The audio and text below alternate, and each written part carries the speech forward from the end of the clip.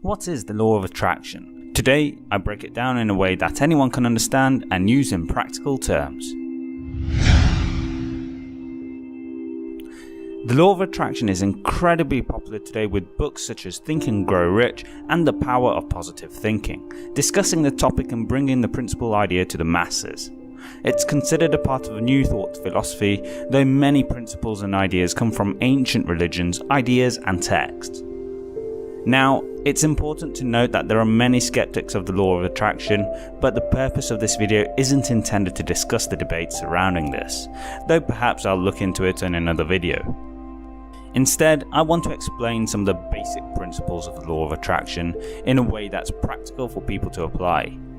The biggest issue and challenge for people delving into the subject today is that they struggle to comprehend how the law of attraction works, and as you delve deeper, it's easy to get lost down the rabbit hole as you try to get your head around New Thought concepts and the theoretical principles that the process is based on. So I want to focus on first what the law of attraction is, citing the two best definitions of the principle I've heard from Sadhguru and Dandapani. First of all, what is the law of attraction?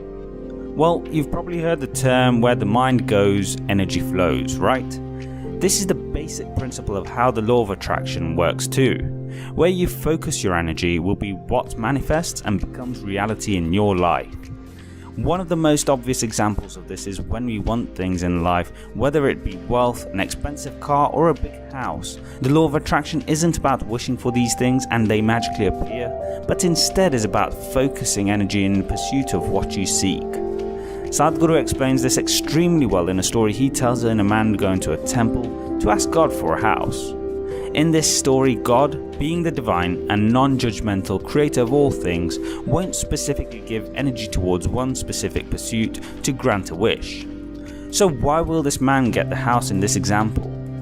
Well, the moral here is the man's faith means he's removed doubts and uncertainties in his mind therefore being clear and concentrated. Now, because the mind is focused on the desired outcome, the man will naturally seek to find his home, or at least the opportunities to get one. This works in the same way that Tony Robbins often speaks about when speaking of the reticular activating system in his seminars. During these, he asks the audience to search for all items of a certain colour, say red, in the room that they're in. After 10 seconds, he'll ask the audience to tell him of all the items in the room that are a different colour, say blue. Obviously, in this moment the audience struggles to list out all of the items in the second colour, and it's because they focus their energy to find all of the items that were in the first colour. This goes back to the original point, where the mind goes, energy flows. So if you focus all of your energy in pursuit of owning a big house without letting doubts or hesitations creep into your mind, what are the chances that you'll get the big house? Significantly higher, right? After all, it's only basic logic that dictates someone who focuses on one specific thing will be more likely to find opportunities in the pursuit of that thing than someone who is distracted. From here, you can introduce the element of time, which is things don't just instantaneously appear in the law of attraction. It will take variable amounts of time. And Sadhguru explains this extremely well, saying there's no purpose in life if you were to get everything you could want instantly. Now, going back to explaining the law of attraction, one of the best examples is Dandapani's explanation using a garden. Think of water as energy, which helps grow flowers and weeds. So if you focus on watering flowers, the flowers grow and the weeds die without it. If you focus on watering the weeds, they'll grow, but the flowers die instead. If you water everything indiscriminately, both the flowers and weeds grow. The same principle works in life. If you seek opportunities, then you'll find opportunities. But if you focus your energy on negative outputs in life, then you'll attract negative returns. Now at this point, if you're finding this video of value, then please let me know by leaving a like, sharing this with your friends and family, and subscribing for more content like this. Don't forget to hit the bell icon, as if you don't, YouTube may not notify you of the latest videos. So how does the law of attraction work?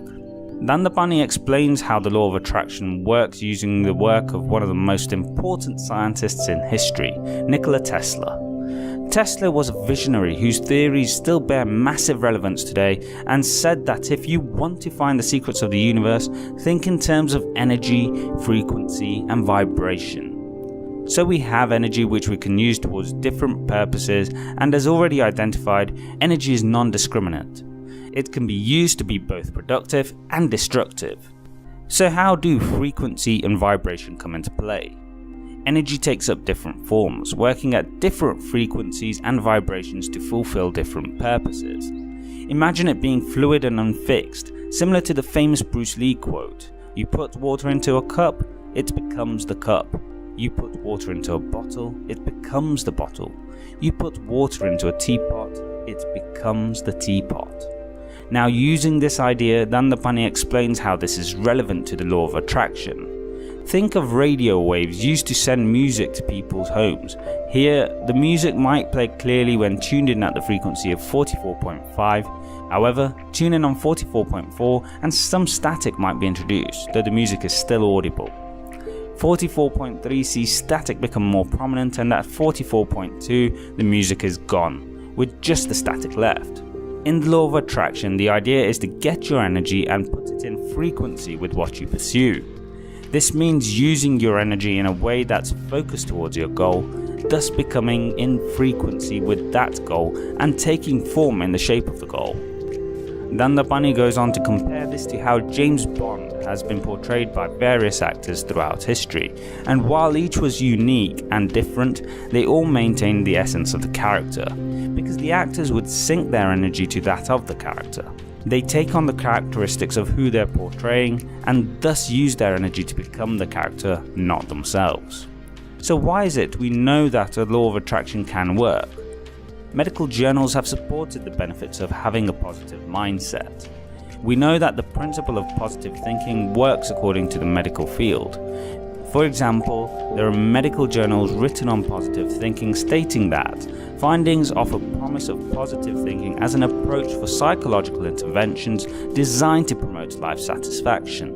Again, going back to what the law of attraction is, it's not just about wishing for things in life as a form of positive thinking, but rather focusing energy towards an opportunity-seeking mindset that has a positive outlook in life.